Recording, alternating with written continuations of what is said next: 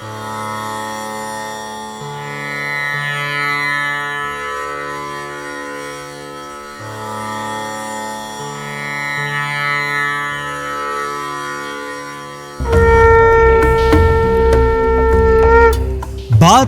भारत है पार, बात भारत है पार, भारत है पार, बात भारत है पार।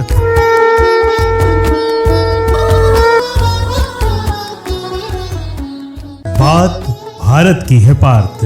8वें अंक के साथ हम हैं हाजिर आपके समक्ष रॉय के साथ रॉयल एफएम पर ऑडियो पॉडकास्ट की इस श्रृंखला में लेखक, चिंतक और प्रस्तुतकर्ता पार्थ सारथी थपलियाल के आलेख को स्वर देने के लिए मैं आपका डिप रॉय विक नील पन्ना डॉक्टर दीप्तेश आज चर्चा यानी कि बातें भारत की है पार्थ में स्वास्थ्य चिंतन की चरक संहिता पर यानी कि बात भारत की है पार्थ चरक के साथ। भारतीय चिकित्सा परंपरा का इतिहास अत्यंत समृद्ध, वैज्ञानिक और मानवीय रहा है।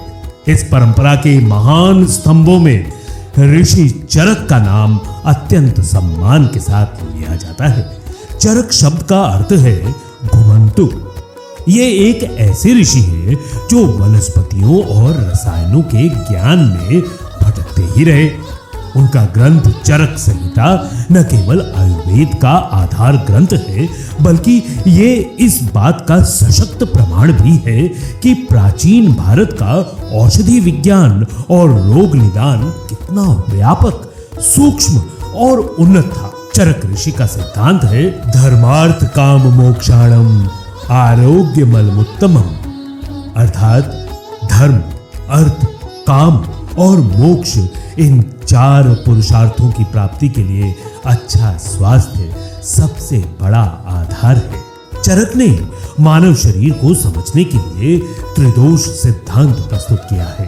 ये है वात, पित्त और कफ। ये केवल दार्शनिक अवधारणा नहीं है बल्कि शरीर की कार्य प्रणाली का वैज्ञानिक विश्लेषण है।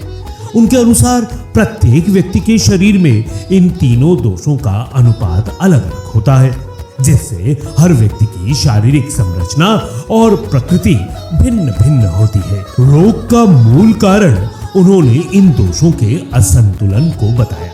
यह दृष्टिकोण आज के आंतरिक संतुलन के सिद्धांत से मेल खाता है, जो आधुनिक चिकित्सा का भी एक महत्वपूर्ण आधार है। चरक का निदान केवल लक्षणों पर आधारित नहीं था बल्कि वे रोग के मूल कारण तक पहुंचने पर जोर देते थे। उन्होंने शरीर, मन और वातावरण के परस्पर संबंध को समझते हुए चिकित्सा की। उन्होंने विभिन्न प्रकार के कृमियों यानी कि परजीवियों का भी उल्लेख किया, जो ये दर्शाता है कि उस समय सूक्ष्म जीवों के प्रभाव की समझ कितनी विकसित हो चुकी थी।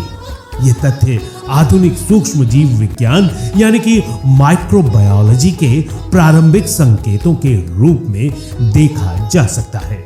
चरक संहिता में 360 हड्डियों का उल्लेख मिलता है, जिसमें दांतों को भी शामिल किया गया है। इससे पता चलता है कि प्राचीन भारतीय वैद्य शरीर की संरचना को गहराई से समझते थे और उसका व्यवस्थित वर्गीकरण करते थे। चरक संहिता में औषधियों का जो विस्तृत विवरण मिलता है वो आश्चर्यचकित कर देता है। इसमें 150 से अधिक पशु आधारित औषधीय पदार्थों का वर्णन है, जैसे मछली का तेल, पक्षियों के अंडे, मधुमक्खी का मोम, यहाँ तक कि जंगली पशुओं के मांस तक। इसके साथ ही वनस्पति और खनिज पदार्थों का भी व्यापक उपयोग बताया गया है। नमक, क्षार, धातुएं और वनस्पतियों के संयोजन से विभिन्न औषधीय योग तैयार किए जाते थे। प्राचीन भारत में औषधि विज्ञान केवल जड़ी बूटियों तक सीमित नहीं था बल्कि बहुआयामी और प्रयोगात्मक था। मनुष्य में अस्वस्थता 2 प्रकार की होती है, एक को आधि कहते हैं और दूसरी को व्याधि। आधि मन, चित्त, चिंता, निराशा जैसे विकार है और व्याधि शारीरिक कष्ट। आदिग्रस्त व्यक्ति व्याधिग्रस्त हो जाता है। चरक संहिता में व्याधि मुक्त होने के निदान है। अधिकतर बीमारियां मनुष्य के आहार और व्यवहार में असंतुलन के कारण होती है। चरक का चिकित्सा दृष्टिकोण केवल शरीर तक सीमित नहीं था।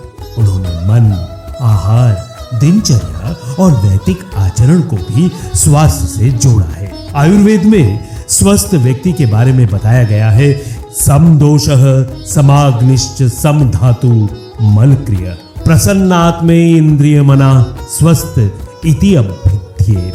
अर्थात जिसका दांत, पित्त, कफ, अग्नि यानी कि पाचन शक्ति, धातु और मल क्रियाएं संतुलित हो, जिसकी आत्मा, इंद्रियां और मन प्रसन्न हो, वही वास्तव में स्वस्थ है। चरक ने गर्भवती स्त्रियों के लिए भी विशेष आहार विहार का निर्देश दिया।